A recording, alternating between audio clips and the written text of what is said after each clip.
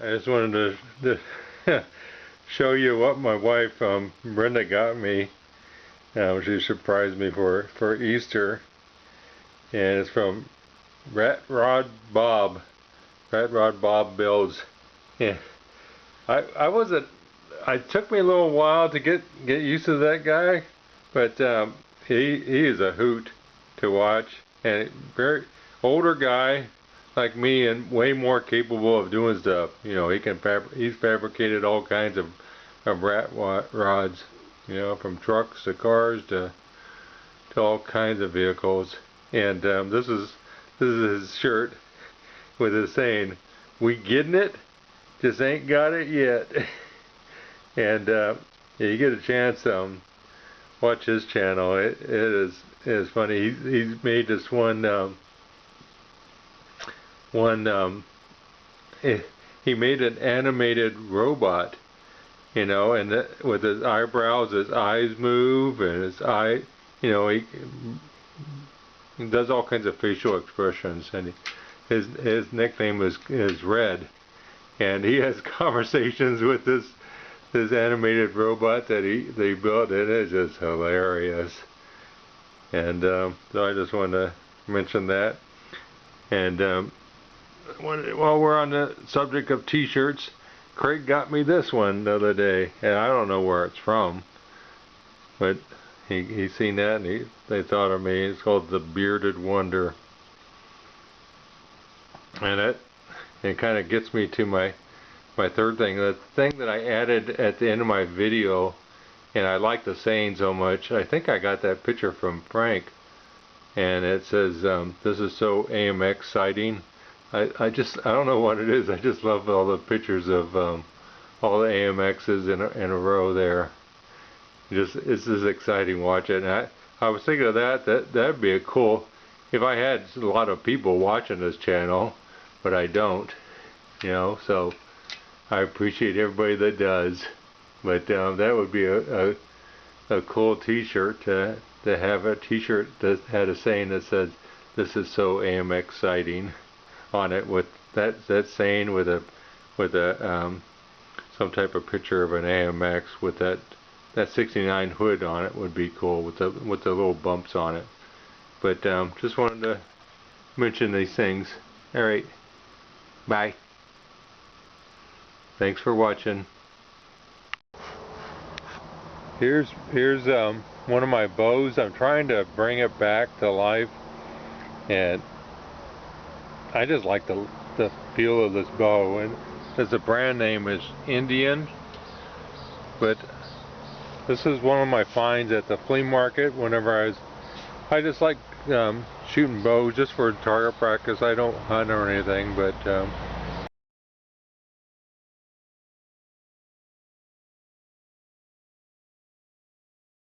I found this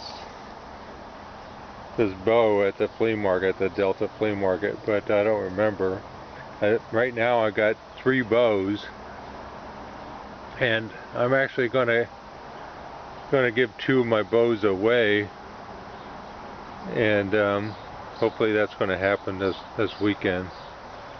But it just sometimes it's just easier just to you try to sell stuff for money, but it's not even worth it sometimes. So I got this young kid. He loves fishing. He got himself an aluminum boat. His name is Dylan, and he got himself an aluminum boat, and he loves going fishing and stuff. I said, well, maybe this kid, he's a young kid, that maybe you can enjoy these bows, you know, because I enjoyed them when I was young. And so I'm going to give him a couple of my bows. But you can see, back to the refurbishment of this bow. I got sidetracked there a little bit.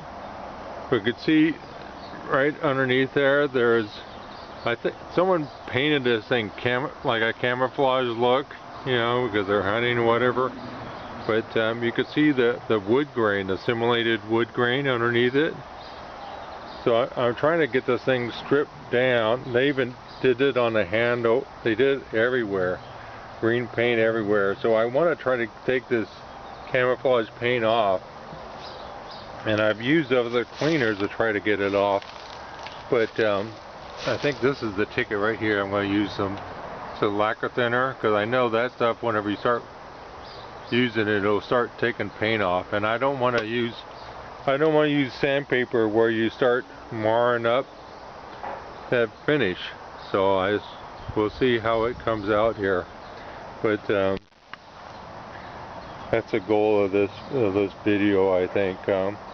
I'm waiting on information whether the 390 AMX engine is any good, but it's taken forever. So I just got to do something in that time frame, you know, to keep myself busy. All right, bye. This is with a little bit of lacquer thinner, well, quite a bit of lacquer thinner, and the problem is it's true, it starts taking the camouflage paint off, but you can see that the fake wood grain, it starts taking that off too, which is a negative. But look what I found underneath the paint. I can't, it's something to do with the manufacturer's Stalco's, or see, I haven't got it all the way off, and there's something right there too. But the poor bow, by camouflage, it probably looked a lot better before they added this camouflage paint to it. And then on the lower end of the bow, you could see that little, got some nomenclature there. It says Indian archery, adjustable 45 to 55 pound poles to 30-inch, I don't know, distance. I don't know what that means. I think for it, talk about arrow length, and it shows a patent number. But you could, this lower part, I broke out the wire wheel, and it started getting it off, but then you start easily to do the damage, because the same type, that fake wood grain is just really thin, so it doesn't take much to go through it there. So slowly working on it, cleaning it up. I think I'll just do the tops of the bows, because there's so much curves you can't get to everything, and then you start getting into a lot of stuff. That weight right there at the end, I added that on, and because I've seen other, I'm not a professional archer by any means, but I've seen there's another thing right there. I don't know what that is. I bet you that's some type of logo too. But I think it has some adjustment for some sights you could put on it right there. And then there's some information for you how you can adjust the tension of the pulls of the bowstring. All right, bye. Well, I should have seen this one coming, because I seen it was lacquer thinner was working its way through that simulated wood grain, but it started attacking that embossed or painted on label right there. So it's a good thing I took a video of it before I did it, because to bring this back to wood grain, I'll have to do what these guys did, and just paint it.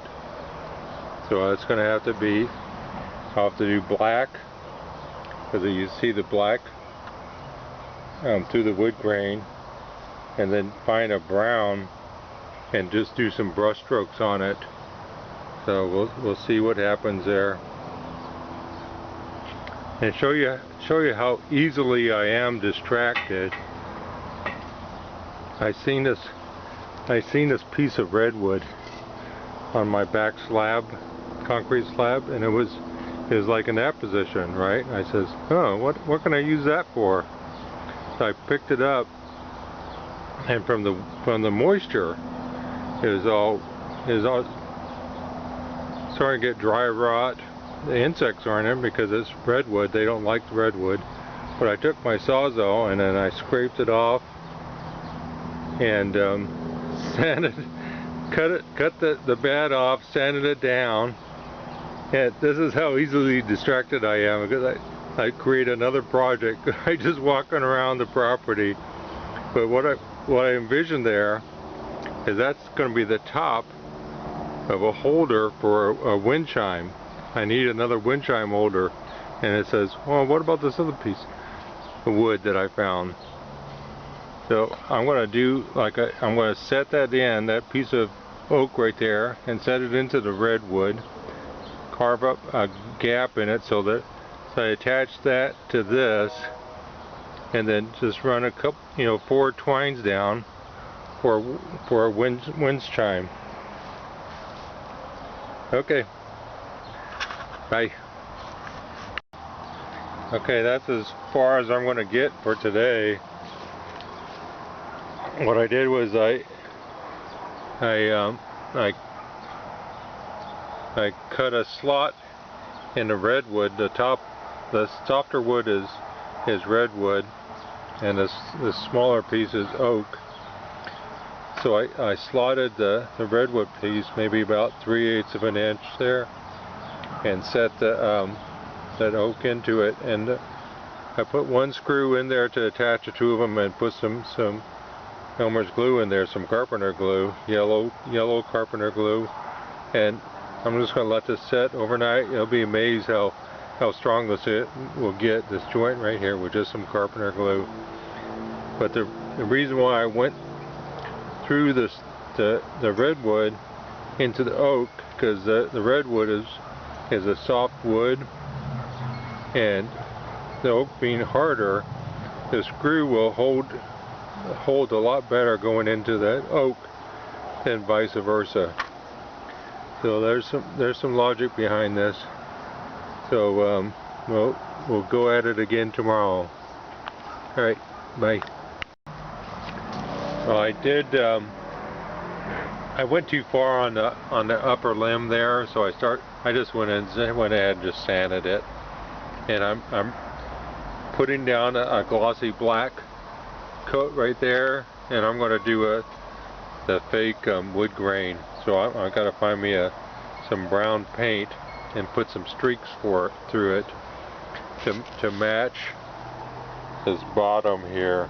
I'm just going to leave this bottom. The more you work on it with that lacquer thin, the more it starts going through. So I messed up the label on the top part, so I want to keep something of the original. So I'm just going to leave this alone for here. So it doesn't matter of imitating that wood grain. So my idea is to find some brown paint and then just run some streaks through it, to go down to the black paint. So hopefully it'll work out. And I don't know what I'm going to do yet with the camouflage green handle. Maybe I'll leave it like it is.